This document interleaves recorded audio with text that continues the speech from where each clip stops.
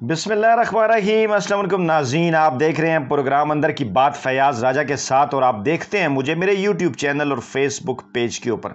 दोस्तों, आज़ाद कश्मीर के नौ मुंतखब वज़ीर-ए-आज़म सरदार अब्दुल क़य्यूम ख़ान नियाज़ी अपने ओहदे का हलफ उठा चुके और ये भी इतलात हैं कि सरदार तनवीर इलियास को सीनियर वज़ीर बनाया जा रहा है और कैबिनेट का ऐलान भी जो है वो जल्द किया जाएगा। और अब ये भी इतलात हैं कि सदर के तौर पर जो है वो बैरिस्टर सुल्तान महमूद को आगे लाया जाएगा और उसके बाद फिर मुज़फ़्फ़राबाद से बड़ा ओहदा क्या होगा और किसको मिलेगा, उस हवाले से भी तफसीलात अभी जो हैं वो तय होना बाकी हैं और जल्द ही ये तमाम तर जो चीज़ें हैं वो मेरे और आपके सामने होंगी। लेकिन जो ताज़ा तरीन अपडेट्स हैं, कुछ ताज़ा तरीन सवालात हैं जो किए जा रहे हैं, मैंने मुनासिब समझा कि उनके ऊपर बात कर ली जाए। जो सवालात जहनों के अंदर मचल रहे हैं, पूछे जा रहे हैं इनबॉक्स के अंदर, या लोग सोशल मीडिया या मेन स्ट्रीम मीडिया के ऊपर गुफ्तगू कर रहे हैं, हमारा ये फ़र्ज़ बनता है कि हम बैसियत यूट्यूबर, बैसियत इस चैनल के, हम अपने सुनने वालों को, देखने वालों को तमाम तरह मामलात से अपडेट करें। तो जनाब, पूछा ये जा रहा है कि अब्दुल क़य्यूम नियाज़ी का नाम किसने दिया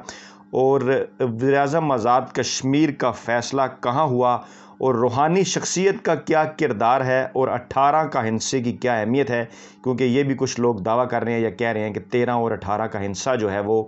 अहम करार दिया गया था या अच्छा करार दिया गया था और इमरान खान को किसी रूहानी शख्सियत ने यह मशवरा दिया था। इन तमाम चीज़ों के हवाले से तफसीलात जो हैं वो आपके सामने रखते हैं। लेकिन पहले इन चीज़ों की तरफ बढ़ने से पहले ये जांच लीजिए, समझ लीजिए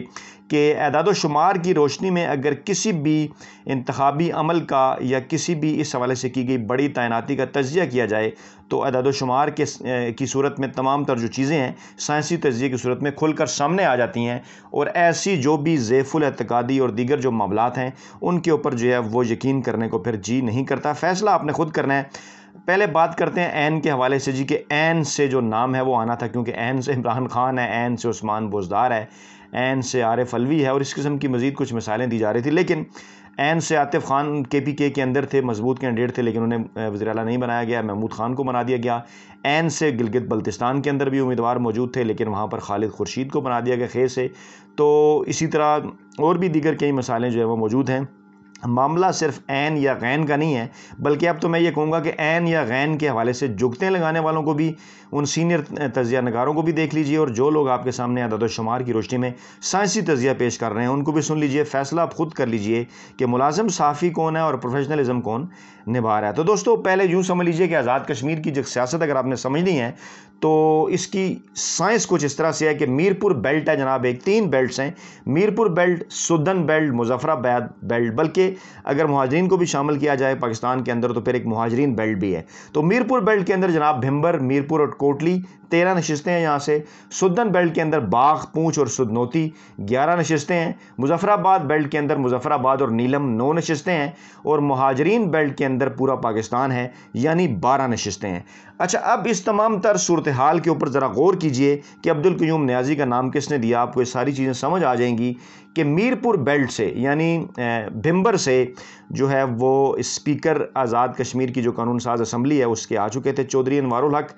और हल्का जो है वो गालबन उनका LA7 है। इसी तरह से देखा जाए तो डिप्टी स्पीकर जो है वो मुहाजिरीन बेल्ट से आ चुके थे, जो कि अकरम गुजर साहब हैं, और उनका इंतखाब भी जो है वो हो चुका था और मुहाजिरीन बेल्ट से। तो इस तरह से ये हुआ कि मीरपुर बेल्ट से स्पीकर आ गया, मुहाजिरीन बेल्ट से डिप्टी स्पीकर आ गया। अब अगर जो लोग इस सारी चीज़ को समझते हैं, आज़ाद कश्मीर की सियासत के ऊपर गुज़श्ता 75 बरसों से नज़र रखे हुए हैं, वो ये मामला अच्छी तरह से समझते हैं कि जब स्पीकर के लिए नाम आ गया मीरपुर बेल्ट से, तो उसके बाद फिर चाहे अज़हर सादिक हों LA1 से या फिर LA13 से निसार अंसर अब्दाली हों, उनके चांसेस ना होने के बराबर रह गए थे, क्योंकि अब वज़ीर-ए-आज़म का इंतखाब जो है वो सुदन बेल्ट से होना था या फिर मुज़फ़्फ़राबाद से होना था। मुज़फ़्फ़राबाद से आखिरी वज़ीर-ए-आज़म राजा फ़ारूक हैदर अभी हाल ही में जो है वो उन्होंने अपने ओहदे को तकमील तक पहुंचाया, और अब इसके बाद जब सुदन बेल्ट की बात आई तो उसके बाद फिर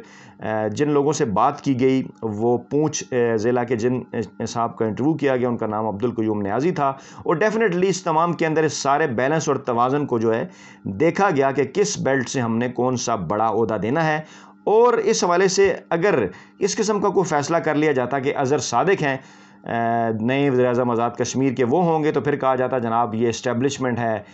جناب پیسہ چل گیا، کوئی کل ان کے متعلق کہہ رہا تھا کہ ڈرگ مافیا ہے، ان کے پنڈی سے تعلقات ہیں۔ بیرسٹر سلطان اگر آ جاتے تو کہا جاتا جی کہ نئی بوتل ہے، پرانی شراب ہے، جی یہ تو وہی لوگ ہیں جی جو پہلے بھی وزیر اعظم بن چکے، اس میں پہلے بھی وزیر اعلیٰ بن چکے، اس میں معاف کیجیے پہلے بھی آزاد کشمیر کے وزیر اعظم بن چکے، اس میں نئی بات کیا ہے۔ اچھا اگر سردار تنویر کو کر دیا جاتا آگے تو پھر کہا جاتا جناب اے ٹی ایم چل گئی، دیکھ لیا پیسہ چل گیا، فلاں ہو گیا، ایسا ہو گیا۔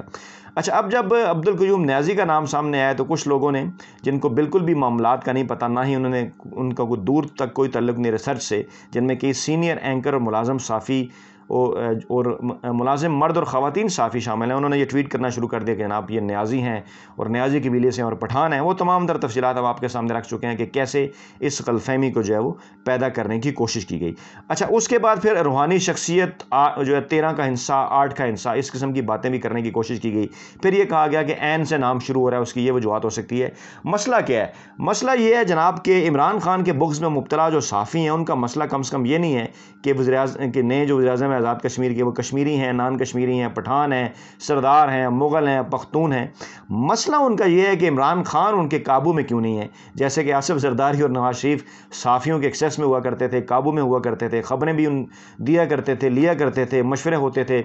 اور عمران خان کے معاملے میں گزشتہ 3 برسوں میں بڑے بڑے جگادری صحافی جنہیں کہا جاتا ہے وہ عمران خان کو نہیں سمجھ پائے، نہ ہی وہ کوئی خبر نکال پاتے ہیں، نہ ہی عمران خان کے قریبی ذرائع سے کوئی ان تک خبر پہنچتی ہے، اور عمران خان ہر موقع کے اوپر انہیں سرپرائز دے دیتے ہیں۔ ابھی بھی آپ دیکھیے میڈیا میں کون سے نام چلتے رہے، اور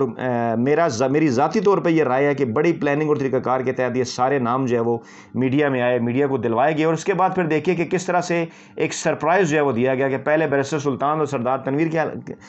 تنویر الیاس کے حوالے سے خبریں چلیں، ہم تمام در چیزوں کے حوالے سے آپ کو اپڈیٹ کرتے رہے، پھر چودھری انوار الحق اور دیوان چغتائی کے نام سامنے لائے گئے، ہم اس حوالے سے بھی ہم نے آپ کو اپڈیٹ کیا، پھر خواجہ فاروق اور اظہر صادق کی انٹری ہوئی، اس کے اوپر بھی ہم نے وی لاگ کیا، تمام تر چیزیں آپ کے سامنے رکھیں۔ پھر میڈیا کو بیرسٹر سلطان، سردار تنویر، خواجہ فاروق اور اظہر صادق کی کپتان سے ملاقات کی خبر جو ہے وہ لیک کی گئی، بتایا یہی گیا کہ ان 4 صاحبان نے یعنی بیرسٹر سلطان، سردار تنویر، خواجہ فاروق اور اظہر صادق نے کپتان سے ملاقات کی ہے، لیکن اسی دوران رات گئے پھر ہم نے اپنے وی لاگ میں آپ کو بتایا کہ نہیں جناب 2 ملاقاتیں اور بھی ہوئی ہیں جن کو ہیلی کاپٹر کے ذریعے بلایا گیا اور ان سے خصوصی ملاقات کی گئی، جس میں نثار انصر عبدالی LA-13 سے اور LA-18 سے عبدالقیوم نیازی صاحب شامل تھے، اس کے اوپر بھی ہم نے آپ کو اپڈیٹ کیا۔ یعنی کہ بظاہر میڈیا کے سامنے کچھ جو ہے چیزیں کچھ اور آئیں، لیکن اسی دوران 2 اہم ترین ملاقاتیں جو ہیں میڈیا کی نظر سے بچی رہیں، اور اس حوالے سے ہم نے آپ کو جو ہے وہ فوری طور پر اپڈیٹ کیا۔ اچھا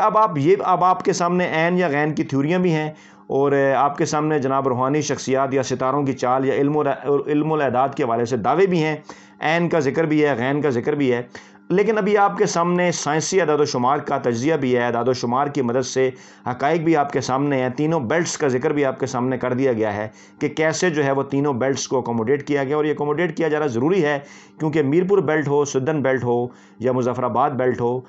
تمام ہی سے جو ہے وہ اہم ترین عہدے ماضی میں بھی لیے جاتے رہے، اور ابھی بھی اسی قسم کا فارمولہ استعمال کیا گیا۔ تبدیلی اس کے اندر یہ ہے کہ بجائے اس کے کہ کوئی ایسا شخص یا پرانا کوئی ایسا نام لانے کی بجائے ایک نئے شخص کو جس کو جو ہے وہ یقینی طور پر اس طرح سے نوجوان تو نہیں کہا جا سکتا، لیکن تقریباً 52-53 سال کی سردار عبدالقیوم صاحب کی جو ہے وہ عمر ہے، اور یقیناً ان کا کارکنوں سے بھی رابطہ ہے، اور جموں کشمیر جو مقبوضہ کشمیر کا جو علاقہ ہے وہاں سے ان کے آباء و اجداد کا تعلق ہے، ہجرت انہوں نے کی، درہ شیر خان گاؤں ان کا کنٹرول لائن پر واقع ہے، اور بالکل کنٹرول لائن کے سامنے ہے، فائرنگ کا شکار بھی وہ بنتے رہتے ہیں، اور کیا مسائل ہیں کشمیریوں کے، آزاد کشمیر کے لوگوں کے، مقبوضہ کشمیر کے لوگوں کو، کہ وہ جناب تمام ان چیزوں سے جو ہے وہ اچھی طرح سے واقف ہیں۔ تو یہ تمام تر وہ صورتحال تھی، تمام تر وہ میرٹ تھا، تمام تر وہ بیلنس تھا، تمام تر وہ توازن تھا، جس کو سامنے رکھ کر عمران خان نے ایک انتہائی نپا تلا اور بہترین جو ہے وہ فیصلہ کیا، اور ایک مرتبہ پھر اپنے سیاسی مخالفین کو انہوں نے سرپرائز کیا، کیونکہ بلاول بھٹو نے کہا تھا کہ جس کے پاس سب زیادہ پیسہ ہوگا وہ وزیر اعظم بنے گا، اور اسی طرح نون لیگ بھی ATM کے الزامات لگا رہی تھی، صحافی لوگ جو ہے وہ اسٹیبلشمنٹ کا ذکر کر رہے تھے، ملازم صحافی آزاد اسٹیبلشمنٹ کا، لیکن سب کو نظر آ گیا کہ عمران خان نے یہ خود فیصلہ لیا، کیسے لیا، اب اس کے اندر مختلف تھیوریاں جو ہیں وہ ڈھونڈنے کی کوشش کی جا رہی ہے، اور کھسیانی بلی کھمبا نوچنے کے یہ مترادف ہے۔ تو یہ تھی جناب تمام تر تفصیلات، دیگر تفصیلات کے ساتھ بھی آپ کی خدمت میں جو بھی اپڈیٹس ہوں گی ہم حاضر ہوتے ہیں کہ اپنا بہت خیال رکھیے گا، دعاؤں میں یاد رکھیے گا، نئی ویڈیو کے ساتھ جلد آپ خدمت میں حاضر ہوں گے، اللہ نے کے بعد۔